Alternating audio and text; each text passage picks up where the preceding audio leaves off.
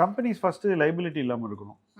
Okay, முடிஞ்ச வரைக்கும் small பிஸ்னஸ்னால அந்த மாதிரி இருக்கிறது ரொம்ப ரொம்ப கஷ்டம். ஏன்னா அட்லீஸ்ட் ஒர்க்கிங் கேபிட்டல் லோனாவது இருக்கும்.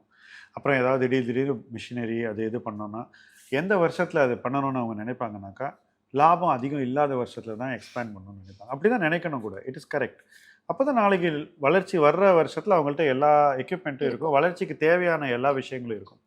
ஸோ அந்த பீரியடில் அவங்க வந்து கடன் வாங்க வேண்டி வரும். இப்போ கடன் இல்லாமல் ஃபஸ்ட்டு இருக்க முடியாது. பட் அதுக்கப்புறம் ஒரு நல்ல ஃபேஸ் வரும் இல்லையா?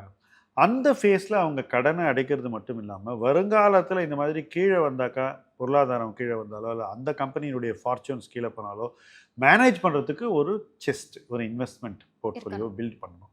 அப்போ பில்ட் பண்ணால் என்ன ஆகும்னா, நாளைக்கு எக்கானமி கீழே வரும்போதோ அல்லது அவங்க இண்டஸ்ட்ரி கீழே போகும்போதோ இப்போ திடீர்னு அவங்க போய் இன்னொரு கம்பெனியை வாங்க முடியும், எக்ஸ்பேண்ட் பண்ண முடியும், புதுசாக ஏதாவது ஆர்என்டி பண்ணி இன்னொரு ப்ராடக்ட்டை லான்ச் பண்ண முடியும். அதுக்கெல்லாம் இந்த பணம் கை கொடுக்கும். அன்னைக்கு அவங்க கடன் வாங்க தேவையில்லை. ஸோ கடன் வாங்கி வளர்ந்தா கூட அந்த கடனை அடைத்து மறுபடியும் நிதியை திரட்டக்கூடிய ஒரு சூழ்நிலை வரும்போது முதலீடு செஞ்சு வச்சுக்கிட்டாக்கா மறுபடியும் கடன் வாங்குற ஒரு சூழ்நிலை அவங்களுக்கு வராது.